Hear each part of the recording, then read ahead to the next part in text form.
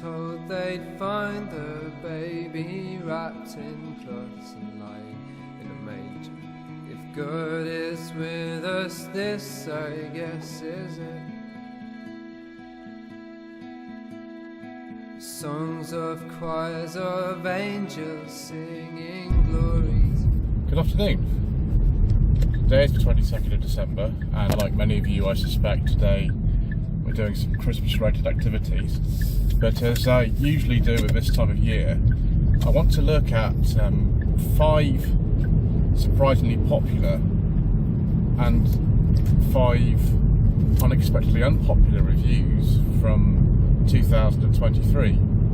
Unlike a lot of channels who will just literally talk you through the year about what happened in various months, I don't myself find that particularly interesting.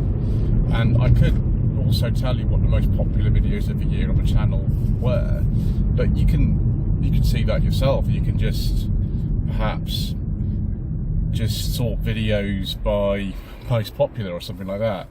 What I prefer to do instead, because when the channel started back in 2018, really all I wanted to do was make reviews. Obviously it's not an entirely review focused channel anymore, and I've looked and I've made something like 450 episodes of Slightly Shambolic Shuffle, so almost a quarter of all the content in this channel is Shambolic Shuffle, so it's a bit different from that. But I'd like to return to actually what the focus of the channel was meant to be many years ago, and look at these reviews. Some of them I think you will be surprised about, some of them you won't be. But let's start off with the most popular review of 2023, and then we'll go through the rest of them.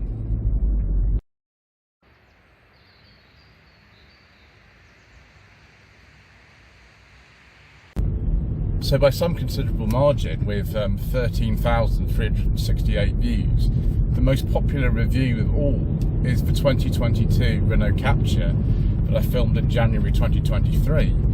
That was actually on the old equipment. It wasn't even using this phone that I tend to use these days for in-car footage. And it was literally a video that I did because someone was in the area where I was filming 2 MG6s and a Rover 25 GTI. And so it was literally almost an accident. I'd put it off for several months. I didn't want to drive all the way there and film the Renault Capture. But for some reason the video has become extremely popular. I have absolutely no idea why. It's really not one of my best videos. On contingency reviews, which is a format that was designed a few years ago just to be very cheap and easy to make, and yet it seems to be working. So those of you who enjoyed the 2022 Renault Capture, thank you very much.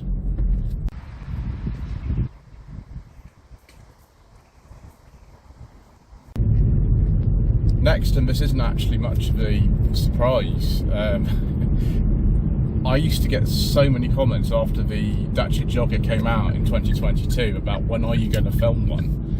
But I sort of got a bit fed up with it really, because sometimes it's very difficult for me to get hold of certain cars. Dacia are notorious with their press department for not giving somebody a press car unless they've got a lot of views on their channel and are very successful. With the modest views that I have on mine, I knew it would be hard. But eventually, the summer of this year, Mr. Bill from the Fuel Powered channel and I went to a dealership in Salisbury. We asked if we could film the car. We'd already put a test drive at one, and they said yes. And so I did, and that car has had 9,884 views. And bear in mind that video went up in June and not January like the Renault Capture, and you can kind of see just how popular it's become. It's a total myth on this channel that people don't want to see new cars. I mean, certain new cars, and we'll get to those later, you clearly don't, but some of them you do. And we enjoyed ourselves very much making that video.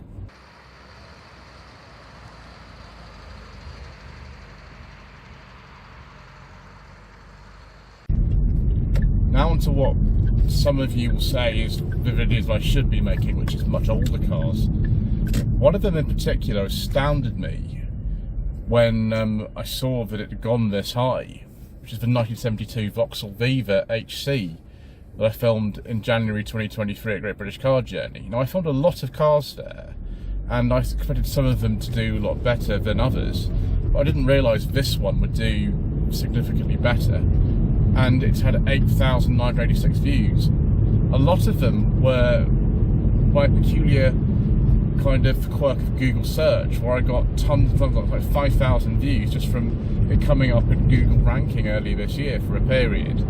A lot of those views were like 30 seconds each or something, so very unusual. I wouldn't say it's my favourite car I've ever driven. My family own tons of the HCVs actually, they own about 3 or 4 of them. But a lot of you seem to like it, and base model Viva, there we go.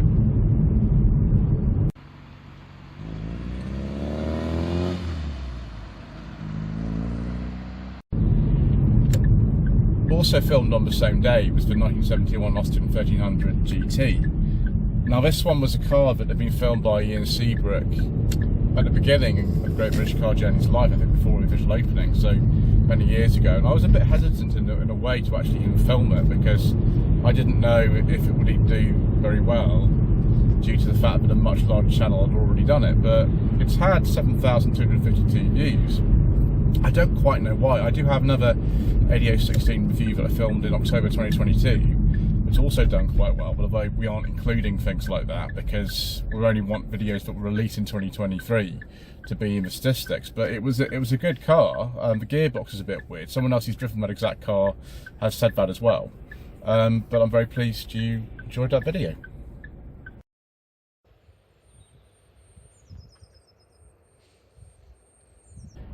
The most popular episode of No Budget Reviews, and many of you keep telling me how much No Budget Reviews is your favourite format of all, and so I keep making them, is the 2013 Peugeot 107 that I filmed in March at Langley Prestige in Chelmsford. It's had 6,274 views as of today. I don't quite know why that's been so popular. It seems to be during the sort of economic times that we're in, that small, cheap petrol cars are the way to go, and you can pick one of these up. Not a 2013 probably, but a much earlier one. They came out around 2005 for less than £1,000, and so that's probably what actually sort of attracts most people to one of these. The same car as the C1 and the Igo, of course. Again, they're not necessarily my favourite. They just feel a bit sort of noisy and a bit cheap to me, but of course they were cheap, and you know, they're actually quite easy to fix. Like clutching one of these is very, very easy and quick to do. It's one of the easiest cars to change a clutch in, for example. So I don't quite know. Seems to be one of the popular cars at the moment amongst people who want cheap motoring, and I think that's maybe all it is.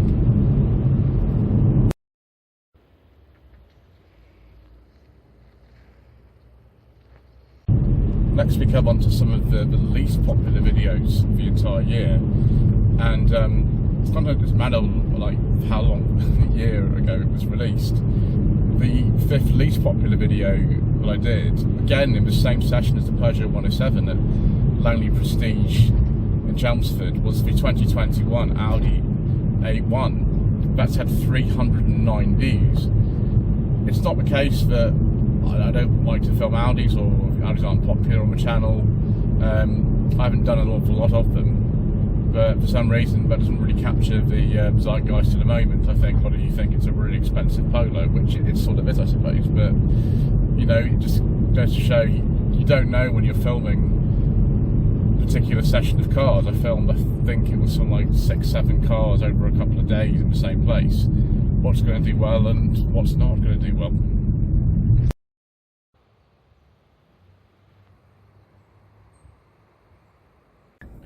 Next we have a whole slew of cars that I filmed for slightly shambolic SMMT reviews, which was back in September. I filmed, I think, 7 cars plus No Budget Reviews, which I still haven't released as of day of recording this on the same day.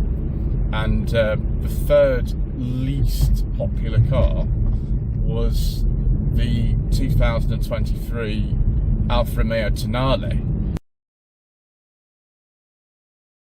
which I'm a little bit surprised at. Now, I don't really rate the Tonale. Mr. Richardson's been furious driving, and I, after I'd driven it, had a conversation about them, and he'd driven one earlier in the year, and he said it's just a very disappointing car, and it costs a lot of money. And I agree, it is a bit disappointing. It doesn't drive like I'd expect an Alfa Romeo to drive.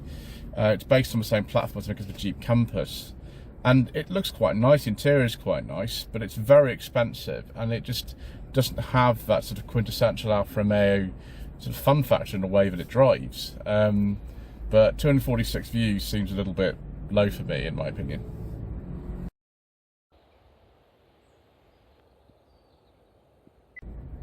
Next we have a car that, in a way, I'm not surprised that it's not done that well, which is the 2023 SsangYong Corando E-Motion. A lot of you don't even know that like SsangYong Corando E-Motion even exists. I've wanted to drive one of these for about 2 years, since they were actually first launched very quietly onto the market in 2021. Because of SsangYong, and SsangYong will now be called KGM from January 2024, because of their problems they've had over the last few years, the launch and marketing of the Corando E-Motion have been really disrupted, and the version I drove cost about £40,000, which seems like a lot of money when you consider that you can buy a petrol Corando for, I don't know, 23,000 I think it is.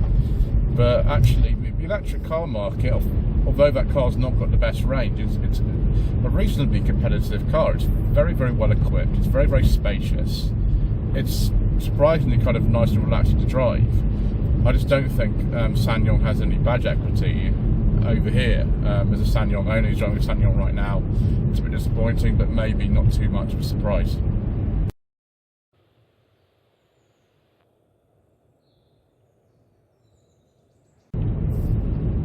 Another car I don't think many of you would have really heard of is the final generation Jetta that was sold in this country. The one I drove was a 2012 Jetta 1.4S. It's a base model Jetta, but with some options. I think a lot of you just aren't that fast of a drive, you know, a lot of Volkswagens, that's okay. I'm pretty neutral about Volkswagen a lot of the time myself. But this one seems to be just not of any interest. 216 views on the video I made in September, although it was released maybe in November, I think. So maybe that's why it hasn't had too many. But I think many of you just aren't bothered. You don't even know the car was even sold in this country at the time. Very popular car in other parts of the world, like North America, much more popular there than here. That was one of the reasons I wanted to try one. You know, there we go.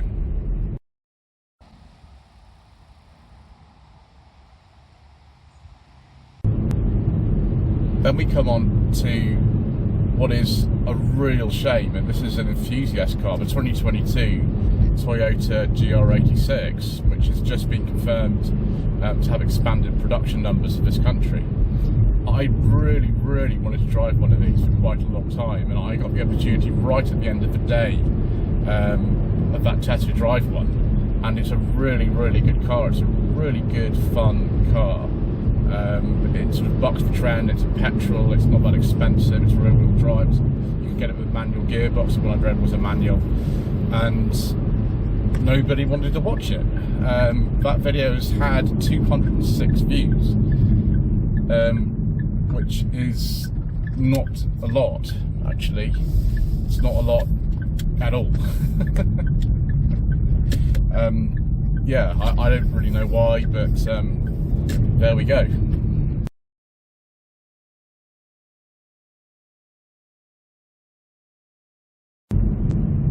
So that's it, viewers. 5 surprisingly popular reviews and 5 unexpectedly unpopular reviews. Before you say anything, I am aware that the 2006 Mercedes-Benz C180 that I reviewed in December 2022 has been an extremely popular video for the last 12 months. It's actually had about 13,000 views.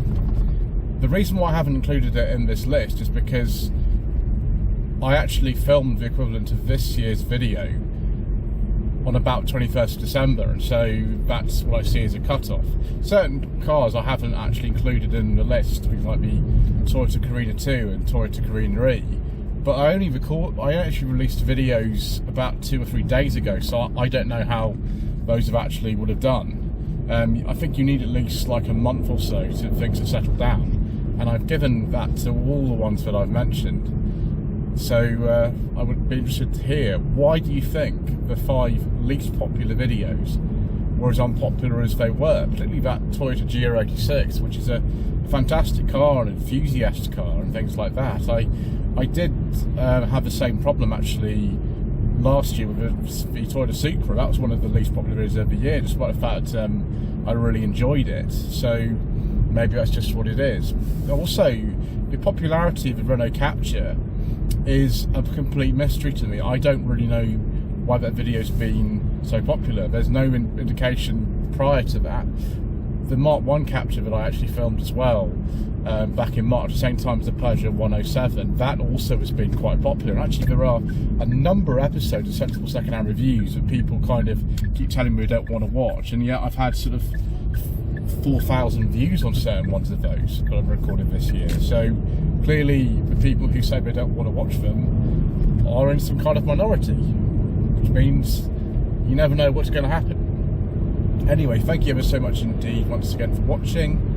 Please don't forget to subscribe to the channel, like this video, leave a comment below, and to everybody who has watched all the channel videos, whether they're reviews or not, in 2023, Merry Christmas and a Happy New Year. The uploads will keep coming right up until the end of the year and on New Year's Day as well. Thank you.